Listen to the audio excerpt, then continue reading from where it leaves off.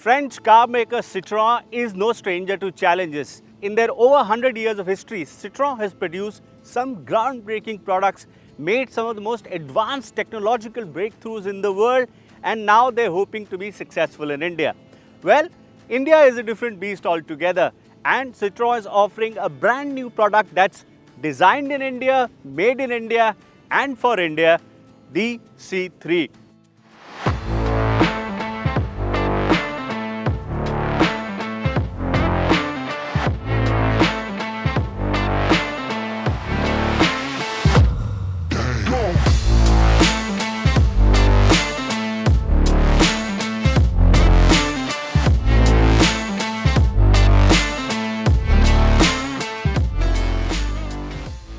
We are driving this new hatchback today to tell you all about how the new car functions, is it comfortable, how is it to drive, what are the features like, and answer all your questions about the C3.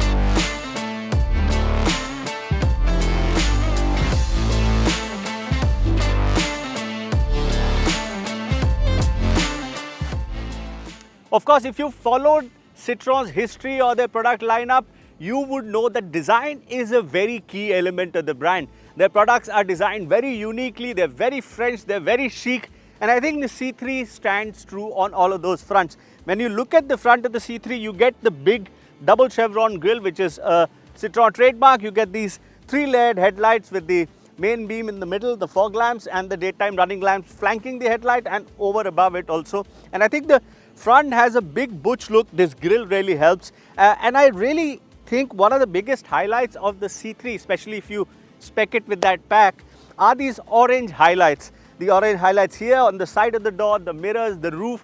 I think they give the C3 a very unique identity. And you know, if I told you otherwise that you could get an orange roof, most people would think it would look rather odd or ugly, but I think this really goes well with the image of the car. The white and the orange combination looks fantastic. In fact, you can get the roof of the C3 in many colors. There's always the standard body color. You can also get it in a grey option, and this of course is the third orange option. Coming to the sides, the Citroen gets 15-inch wheels. It's very good to see that they've actually fitted 195 sections, because in India, to maximize fuel efficiency, a lot of manufacturers will take narrower tires, the car's stance goes a bit odd, the dynamics are not that good, and with that the 195s really help here.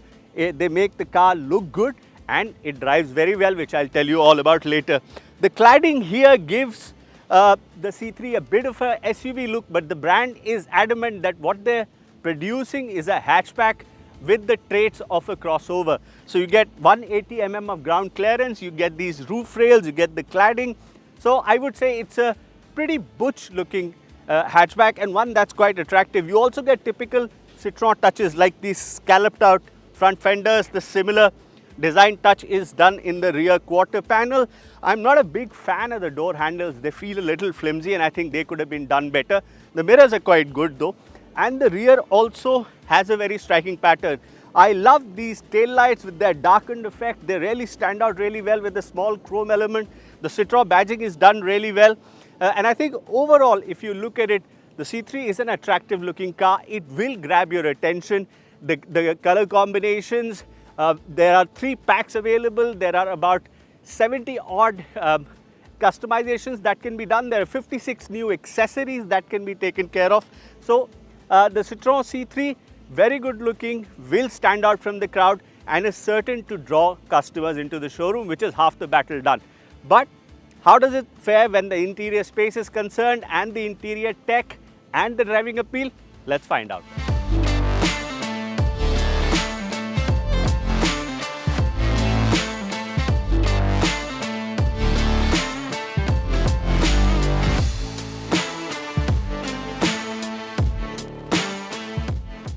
Looking at the stylish exteriors of the C3, you would expect that the interiors would also give you a unique feel and you would not be disappointed. The minute you get in, you are treated by this brilliant looking orange highlights on the dash. It's carried over on both sides. You can also get a grey option, but we have the optional pack, and the combination between the orange, the silver finishing and the black looks really nice. The seats also have contrast stitching, and the seats are extremely comfortable. They're a good place to be. Great amount of under thigh support. We've been driving the car for over 7 hours now, and trust me, it's a really comfortable place to be. I also quite like the steering, but I think the highlight for most people is going to be this 10-inch touchscreen. It's sharp, it's positioned well, it works very well, it's touch sensitive. You get wireless Apple CarPlay, Android Auto, lots of features, and I think from that perspective, a lot of people will like what the C3 has to offer. But there are also quite a few compromises. For instance, the digital instrument cluster in front of me is very basic. It doesn't have a rev counter. It only tells you the speed, the trip details, fuel level, and the temperature level of the car. I would have liked some more details. Even analog details would not be bad. Secondly, you don't get climate control. You get manual AC. Yes, the AC is brilliant. It really cools the car instantly, but I would still have preferred automatic air conditioning. Similarly, there are a few other features missing. For instance, there's no rear view camera, there's no backup camera that you can use. So I think that's going to be a touch of a disappointment for a lot of people. Also, some of the quality levels, some of the fit and finish could be better. The dash surfaces, the door surfaces are really hard, and I think they could have been done better. It could have also used electronic adjustment for the rear view mirrors. It's manual only. Okay, so for me, that's not a make or break deal, but I would really like a day-night switchable rear view mirror, because at night with the headlights of other vehicles blinding you, this could be quite a bit of an issue. The space-wise, the C3 has a wheelbase of 2540 mm, which for a car under 4 meters is very large. So you get a big boot, over 300 liters. You get a big rear seat. Again, the seats in the rear are fantastic. You have lots of legroom, lots of headroom. If you're 6 foot tall, you won't have an issue.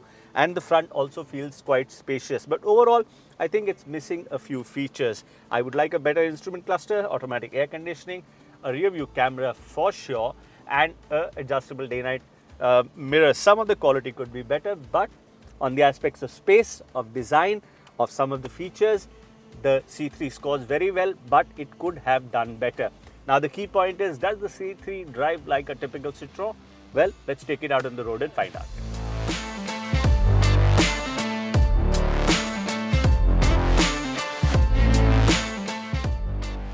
Well, it's been an interesting day driving the Citroen C3 in Goa.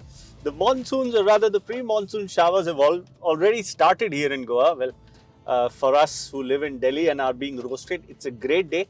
But it's not such a great day to shoot. It's difficult. It's been raining really heavily. But it's also given us an opportunity to try the chassis balance, suspension, the road holding of the C3. The C3 is based on a brand new platform that has been, like I said earlier, designed for India, made in India, and has been highly localized. Up to 95 or even more than 95% of the parts for the C3, including the engine, transmission and other parts, are localized, and Citroen officials proudly claim that most of their suppliers are within a 50-kilometer radius. What does that do? That allows the company to make changes to the car in a very quick time. It allows the company to develop the car on a much more affordable budget. And you know, that's key in India. How much money you spend in development directly relates to what the car is priced at. And as we know, even today, we are a value conscious market. So you have to price your product right. But coming back to the C3, like I said, interestingly, it's got a pretty big wheelbase, which means it's quite spacious despite its under 4 meter size.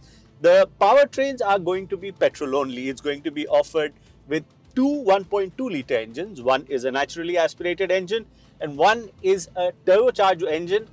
They both share the same block, but there are enough differences between the two for Citroen to say that they are two different engines which only share the same block. Power outputs are 80 bhp for the NA, 180 bhp for the turbo engine, decent torque, and there are only two gearbox options.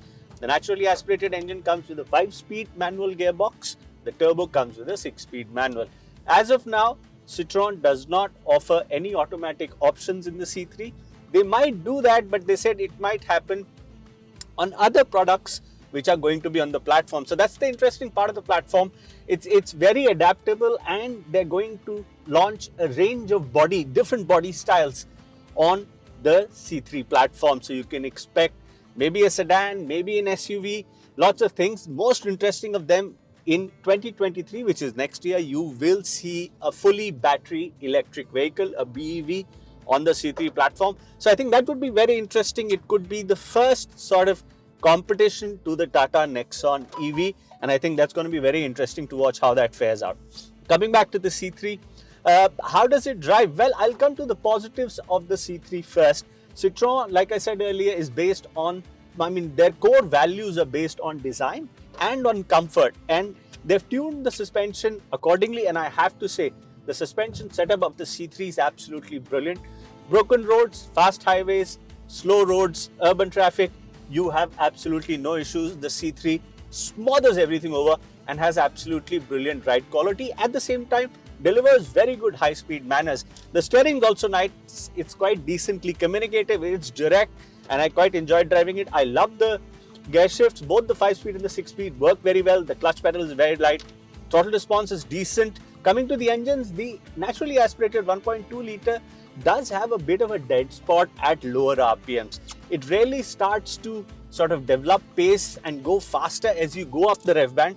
Unfortunately, in the C3's MID display, we don't have a rev counter, so I can't tell you where it goes very fast. But my estimation is around the 2,500 mark. It really picks up its pace and gathers speed quickly. We've only driven it with a light load, so I can't tell you much about how it will drive with 5 adults, but it seems adequate. That 80 bhp seems to pull the car through pretty quickly. 3-digit speeds are not very hard to achieve. The turbo, on the other hand, because of the extra torque, the extra power, is much quicker. It's much nicer to drive. The throttle response is much crispier, and out of the two, I would prefer to drive the turbo. Are there any refinement issues given that this is a 3-cylinder engine? Well, at idle, there is a bit of vibration. You get that slight missing feeling that 3 cylinders typically have. But once you pick up pace, the NVH levels are under control. The engines are not too loud. There's not much vibration. And I think overall, it's an acceptable package as far as the drivetrain is concerned. I would have liked to see an automatic given our urban traffic and how busy it's becoming. But maybe that's something that Citroen might introduce on the C3 at a later date. Also depends on how much customer demand is.